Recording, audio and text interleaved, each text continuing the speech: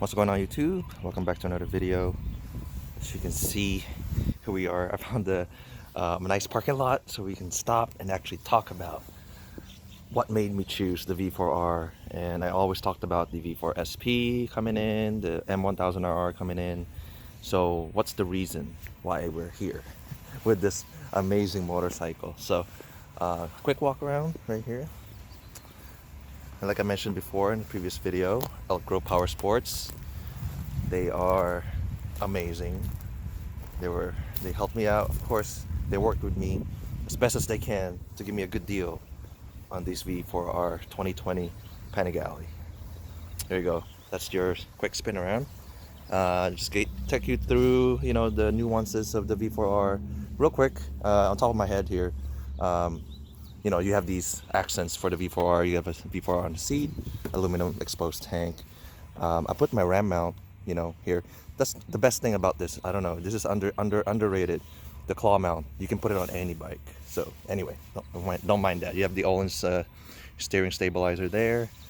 What else separates the R? So you don't have automatically adjustable suspension, but you still have Olin's, and it's just mechanical, static. You have Olin's TTX in the rear, right there. It's 260 rear tire, freaking tall. Turn-in is okay though. It makes it easier when it's taller, but it's also wider. So it's just a big tire to turn. On a regular basis. On the tracks, it's good. You have a lot of contact patch when you air this down. You have a lot of contact patch. I like that. I think I ran the same on my S1000RR before. I think it was 55. It's not 60. Maybe it's 55. It's probably 55. But anyway, you have is that the M50 calipers? Yeah. So they have the M50 calipers. You have the zinc. I don't know what that is. Is that zinc coated suspension tube? It's like that for the other R too. My old Panigale R. It was like that. It was really cool. It's a cool touch. I don't have any radiator guards. I think they don't ever come with a radiator guard. So that's my first thing. I was asking them. I don't want to ride this off the lot without the radiator guard, and unfortunately they don't have anything in stock, if anything. So I got to find that really soon. And as you can see, the tail is super long. So okay. 2 minutes in, I already rambled. So let's get into the details of why I chose this bike. So when I mentioned on the delivery video, I was at the dealership to get a V4S. So because they have a finance deal, like 0% for like 36 months. That's free money. So I was there, but I was there 30 minutes late. I wanted to take advantage of that deal. I've always wanted a V4S. Always wanted a V4. I just, I'm waiting for reasons to push me to give me the incentive, give me some incentive. So that was the incentive. So I went to the dealership. I was 30 minutes late. The guy was already picking up the bike. So I was devastated. This was the only one that was left. So I'm looking at it. Of course, I don't mind the idea of an R, but the price tag is astronomically high, So, and then I remembered, of course, I have deposits for the V4 SP. I have the the M1000RR deposit. If I'm considering those motorcycles that are $40,000 range, what's wrong with the R, right? There's nothing wrong with the R. The R is amazing. I mean, of course, even though it's not numbered or anything like that, M1000 is not numbered. V4 SP is numbered, but my realization with the V4 SP compared to the R is that the V4 SP, I think, in my opinion, are just bolt-on parts that you can do yourself with a regular S. So of course you can get black fairings, right? You can paint it yourself. You can get carbon fiber wheels, sure. You can get aluminum tank on it, on the V4, sure. What you cannot buy is the engine of the V4R unless you have connections and unlimited resources. You can buy if you want the V4R engine is so amazing. It's so amazingly smooth, high revving. Some people don't like that on the street. Of course, it's not really street friendly when you don't have a lot of low end, but I like it. I personally like it. I like the high revving aspect of it. It revs all the way to 16.5 RPM, 16,500 RPM. I don't know. I mean, I've been riding for a while.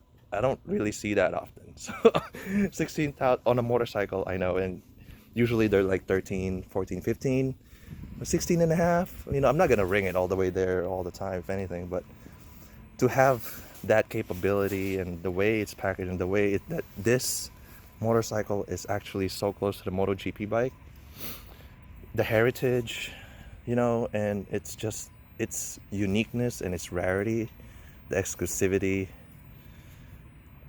You know, I bought it. Yeah, I bought into it. You know, I mean, I know I've owned Ducatis before, but this felt different. You know, how it's so close to just it's hard to explain in words, but you know what I mean, right? Like, it's just, you get, it's like same thing when you buy exotic cars like a Ferrari or something like that. Like, you're buying into the heritage, what they represent. What this represents is Ducati's, like, all their efforts in racing, you know, if you're a racing fan and things like that. It just brings all that together into a one package that you can buy on the showroom floor, and it performs almost the same. Almost the same. So it's, I don't know, it's just, I feel actually very emotional right now. The first time ever, I mean, you know, in a long time. In this experience, this bike is just, the experience that this bike gave me, like when I rode it off the showroom floor, is really different from the previous bikes I've ever ridden. So the Panigale R, the 1199, it was amazing, yeah, but it does kind of, it wants to throw you off. You know, it wants to throw you off. It's the L twin. It's rough, you know. So I was riding that on the street and on the track, and it was punishment, because you have to match your skill with it.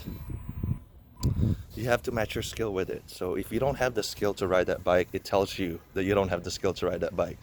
But this, it makes you feel good even if you're like an intermediate rider or just a regular casual track day rider. It helps you feel good about your riding, you know, like it helps you. And it's so smooth. It's smooth down low, it's smooth up top. The way it builds up speed is like, it does when you get up there to 12,000 and up, it punches you like it just zooms out. But before that, it's mild. It's mild when you want it to, and it's crazy when you want it to. And that's what I love about this bike so far.